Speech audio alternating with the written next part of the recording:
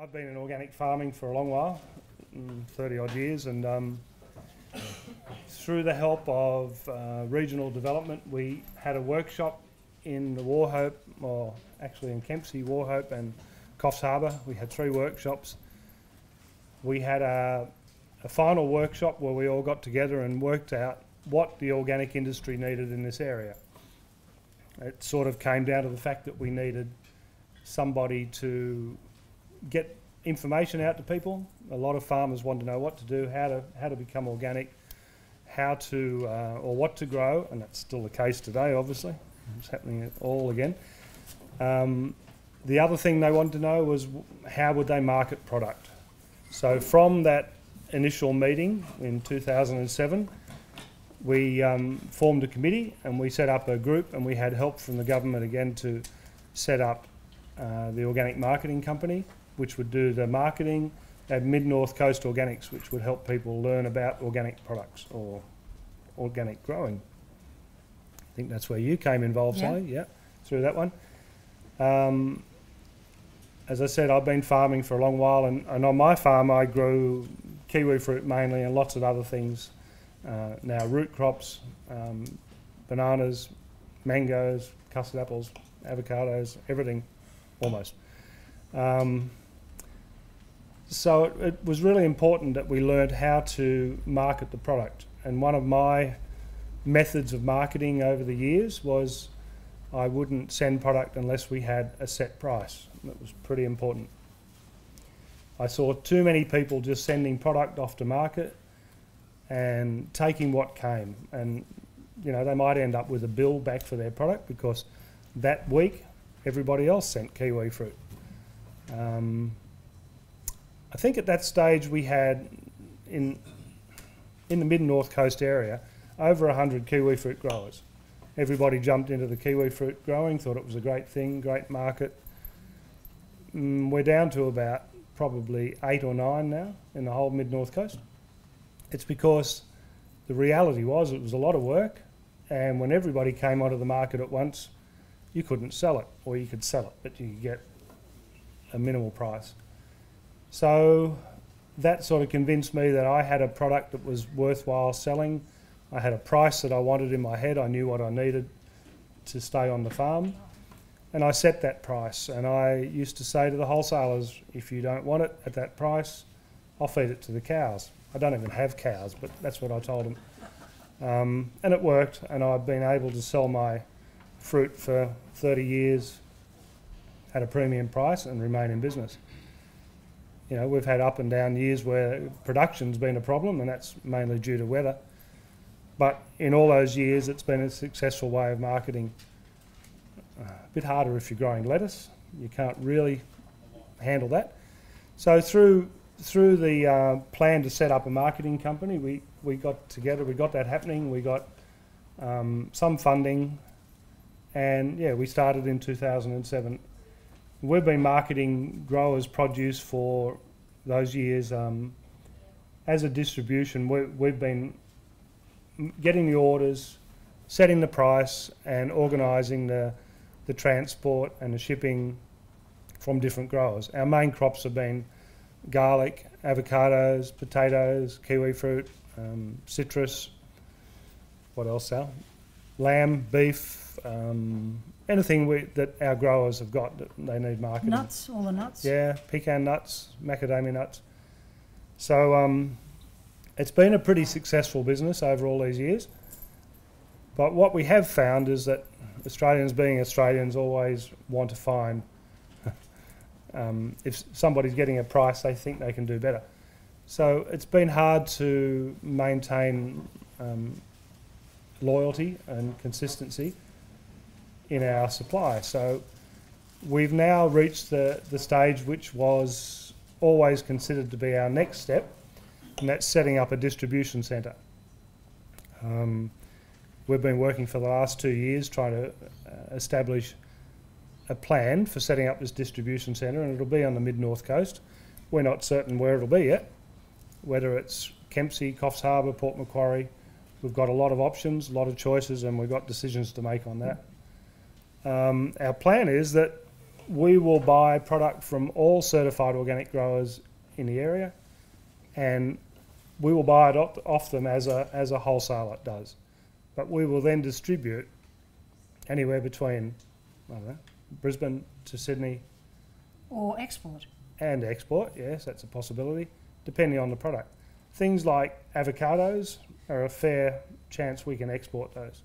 We've got to have a product that's got enough supply, enough consistent quality, and growers that are keen to work with us. What we have found, we've looked at export markets in the past, and what we have found is the export product is only available when the local price is really low. And that's no way to set up a business. You've got to have a reliable, consistent supply. We've always insisted on people being consistent with us, working together, and being able to say, as in garlic, you know, if you all come onto the market this week, the garlic price will drop. We can't sell all your garlic and make you a profit or the way you want. So we ask our growers to work out whether they have to sell early, middle of the season, or later in the season. So we do a bit of work on making that happen. And it's been pretty good. We've been able to move a lot of garlic over the years. What else was I going to say, Sal? Well, I just I wanted to just talk a little bit about my farm and what I grow, just to sort of illustrate some of the things that Tom has said. But one of the other things I should say about the marketing company is that we started with, the whole idea was that it was 47 shareholders who were all farmers. And what was attractive about the marketing company was people like me, small intensive growers, who didn't want to do the marketing themselves or didn't know how to do the marketing themselves. And so we formed like a cooperative and had our own marketing company, and that's how we started. What's happened over the last sort of 6 or 7 years, though, is that even though we still have 47 shareholders, we don't have as many people growing anymore. And I think that's, I mean, obviously there are some reasons that people become a farmer and then they move on, but a lot of it is because it's really hard work. It's farming food is really hard work, and I'll just tell you just quickly about what's happened to me, because I'm from the city, and so I have had a big job in the city as a film and television producer. I've never been a farmer in my life. I've lived here for nearly 8 years now, found a little piece of land in Kempsey, just love this place to death, never want to leave. Stood on this piece of land with my husband and said, well, what are we going to do now? I can't work. He was a builder and he'd been very sick, so he didn't want to go to work. So we thought, well, we'll have to try and make this bit of land make some money. So the first thing I did was I went to TAFE in Coffs Harbour, and I did a part-time course in organic farming. And then the next thing I did was I rang Rick, but I rang Rick's department, and I rang the DPI and I asked for some help from a horticultural expert. And in those days they would send someone like that out. And so this man arrived on the farm, and I said we've got, we grow, by the way, we grow 5 tons of certified organic garlic every year now. We're one of the biggest commercial growers of garlic on the mid-north coast. And we started not knowing anything about farming at all. But the DPI helped us choose what to grow, because when they stood on the farm and we asked them what we should grow, we were 2 people, not farmers, both in our late 50s, you know, with no experience of using farm equipment or anything. We just bought ourselves a small tractor.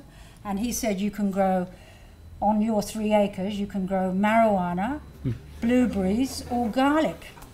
And we're great cooks, we love to cook, and my husband's got great big hands. I knew he could never manage blueberries, that they would all end up squashed. Or marijuana. Well, marijuana had been there years and years ago, not interested in that. So we thought garlic, and one of the things that we did at TAFE was that we had a trial garlic plot, so we grew garlic in our course. And then just through my work in the city, I'm pretty used to networking, so I went out and met every certified organic garlic producer on the mid-north coast, and I turned up with my shorthand and notepad, and I... She used to come along to the mid-north coast field days, and I've got to tell you, she's really good at asking questions, as you may have noticed. People were incredibly generous, though. You know, people were incredibly generous with their information. Information was all there. And the only thing they would never tell you is how much they earned, what they made. But I can tell you what we can... I'm not private about that sort of stuff, but nobody would tell you what they made. But you knew, when you looked at the way people were living, that they were making a living, which is all that my husband and I wanted to do. We wanted to be able to live on our beautiful piece of land and have a simple life and make enough money to pay the bills, and no more than that. So we were, you know, realistic. We knew that we could earn a lot more money if we stayed in the city, but it wasn't about making money anymore. So I knew that you could make money out of garlic, and I don't think anybody in this room should leave here thinking you could grow garlic, because there's so many people doing it now, and maybe the market is flooded a little bit. But we started with, we bought 100 kilos of garlic, and we now grow 5 tons a year. And you can sell certified organic garlic. The range of dollars you can get for it is from about $15, tell me if I'm wrong, from about $15 up to someone like Patrice Newell, who's married to Philip Adams, grows garlic in the Hunter Valley. Patrice Newell sells hers through the mail at $48 a kilo. So that's the range you can get. If you go to farmers market, you can probably get around about $40 as the farmer.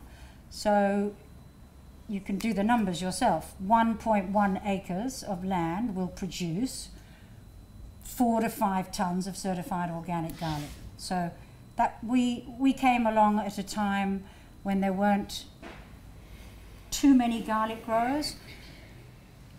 Tom and I, we find now in the marketing company, because we see all the financials of what everybody's growing, that the price for garlic has gone down a little bit over the last few years, because so many people are coming on board and doing it now.